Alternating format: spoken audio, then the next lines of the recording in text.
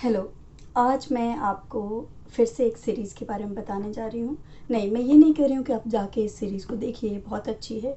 दुनिया भर के प्लेटफॉर्म्स ने इसको एवरेज या बिलो एवरेज 5 या 5 के आसपास ही रेटिंग दी है, तो मैं इसको बहुत अच्छा नहीं कहने वाली हूँ। बहुत सारे लोग इसको अश्लील भी मानेंगे, लेकिन यह निर्भर करता है कि आप अश्लील और अश्लील किसे मानते हैं।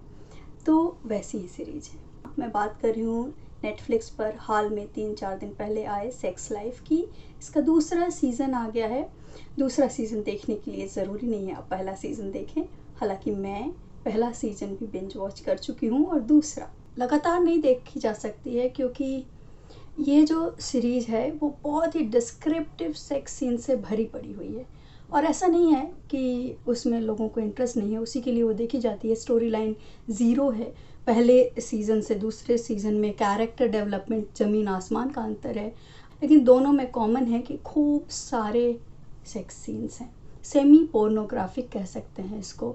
और नेटफ्लिक्स के हिसाब से तो ये क्योंकि घर घर में आसानी से अपने टैबलेट में, टीवी में कहीं भी देखी जा सकती है, तो ये बहुत ही ज़्यादा मैं तो कहती हूँ 17+ भी मानना चाहिए या नहीं, लेकिन एनीवे ये सीरीज़ है और मैंने देखी है। और बात करने के पीछे मेरा सिर्फ और सिर्फ एक ही कारण है कि मैंने औरतों को इसके बारे में बात करते हुए नहीं देखा।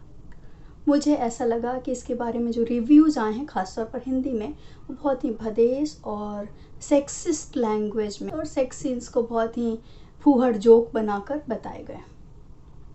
पर्सपेक्टिव इसमें थोड़ा सा फेमिनिस्ट है, पूरी तरह से फेमिनिस्ट भी मैं नहीं कहूँगी, लेकिन क्योंकि लीड कैरेक्टर जिसके हिसाब से कहानी कही जा रही है या जिसके कैरेक्टर पर सब कुछ बेस्ड है, वो एक औरत है और उसके देखने का, ज़िंदगी को जीने का। और वो कहती है कि जब तक आप अपने निर्णय करने की पावर अपने हाथ में नहीं लेते, लेकिन वो पावर क्या है? क्या वो एक अपनी शादीशुदा की बोर ज़िंदगी से 2 बच्चों के बाद जो एक बोरियत आई है उससे अलग हो जाना है, या अपनी सेक्सुअलिटी में अपना पावर ढूंढना है, या अपने करियर के लिए, या क्या करना है ज़िंदगी में, इसका निर्णय करना है। मैं इसका रिव्यू क्यों कर रही हूँ? इसलिए नहीं कि ये कोई मुझे बहुत पसंद आने वाली सीरीज़ है, मुझे भी नहीं पसंद आई।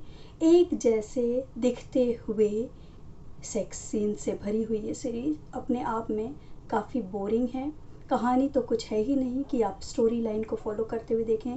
कैरेक्टर डेवलपमेंट ऐसा है कि पहले जो कैरेक्टर्स हैं पहले सीज़न में और जो दूसरे सीज़न में, उनमें ज़मीन आसमान का अंतर है। वही बिली है पहले सीज़न में और वही दूसरे में, लेकिन क्या वो एक ही किरदार है? मेरे हिसाब से तो नहीं। अपने आप की तलाश में कई बार हम लोग बदलते हैं, भटकते हैं, लेकिन मुझे एक ही बात की दिक्कत हुई कि इस सीरीज़ के बारे में जो भी बात कर रहे हैं, ख़ासतौर पर हिंदी में, वो सारे बहुत ही जेंडर्ड लैंग्वेज में, बहुत ही भदेस और अश्लील तरीके से बातचीत मैंने देखी, रिव्यूज़ मैंने देखे, और मुझे ऐसा लगा कि एक औरत अपनी सेक्सुअलिटी या अपने पावर को, अपने औरत होने की ताकत को नहीं, अपने आप को, अपने अस्तित्व को खोजती है। उस खोजने में उसके कई सेक्सुअल एनकाउंटर्स हैं। उसके बारे में जो भी बातचीत हो रही है वो आदमियों की भाषा में, आदमियों के तरीके से हो रही है। तो मुझे बस यही दिक्कत है। हालांकि आप में से बहुत सारे लोग मुझ जैसी एक संभ्रांत शालीन महिला को इसे देखते हुए भी आश्चर्य करेंगे, लेकिन इसी से मुझे दिक्कत है कि कई बार आप और हम ये तय कर देते हैं कि कौन क्या देखेगा।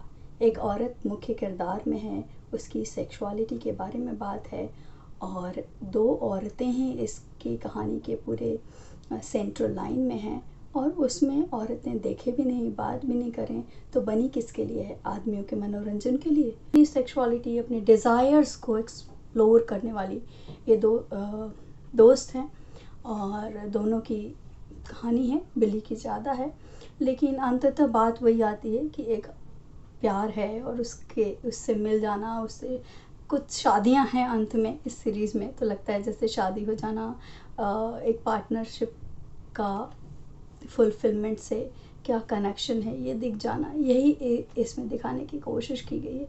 मुझे तो स्टोरी लाइन पे सोचिए तो एकदम बकवास लगती है। मतलब किसी सीरीज़ के लिए ये कहना बहुत लोगों की मेहनत पर पानी फेरने जैसा कि बकवास है, लेकिन कहानी कुछ नहीं है, कैरेक्टर्स भी कुछ भी नहीं है। मुझे ऐसा लगता है कि सिर्फ एक थिन थ्रेड पर ऐसे सेक्स सीन्स डालने के लिए ये सीरीज़ बनाई गई है और लोग उसी के लिए देखते हैं। मेरी मुश्किल ये है कि लोग ये मान के चलते हैं कि औरतें इसको नहीं देखती हैं, या देखती हैं तो इस पर बात नहीं करती हैं। दिक्कत इसी में है कि ये औरत की सेक्सुअलिटी या उसके क्वेश्चंस को लेकर बनाई हुई सीरीज़ है, और मुझे तो नहीं लगता है कि बहुत ही अधिक उसकी आज़ादी, उसके पावर, उसके जीने के तौर तरीक़ों के बारे में बात करती हुई है।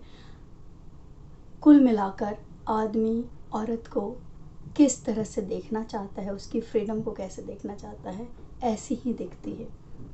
तो मेरा यही टेक है। आप देख सकते हैं। अगर आपको बहुत ज़्यादा, मुझे तो बोरियत होती है क्योंकि हर 10 मिनट के बाद वही सेम मूवमेंट्स हैं, उसी तरह के पॉस्चर्स हैं, उसी तरह से रिदम है, वही म्यूज़िक है, तो उसमें भी कुछ ऐसा नयापन नहीं है। ऑलमोस्ट वही कैरेक्टर्स हैं, बहुत कैरेक्टर्स भी ऐड ऑन नहीं हुए हैं। तो आप देख सकते हैं अगर आपको उसमें दिलचस्पी है, बाकी कुछ भी नहीं है।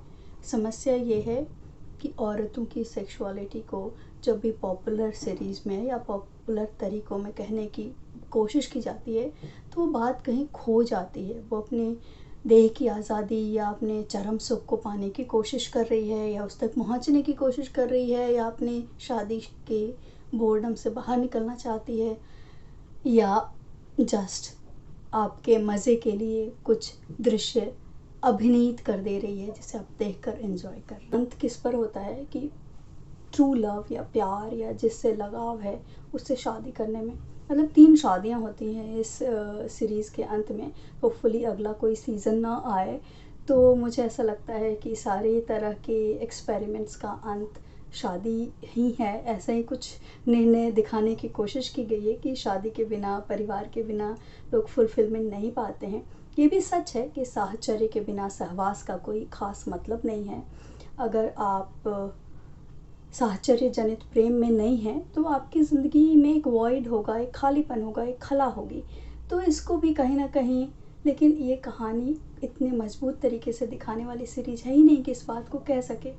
दिक्कत बस यही होती है कि वो कहती है कि अपनी पावर, अपनी ताकत को मैं ढूंढना चाहती थी, और उसकी पावर या उसकी ताकत क्या है ये उसे अंत तक दर्शक को समझ में नहीं आया है।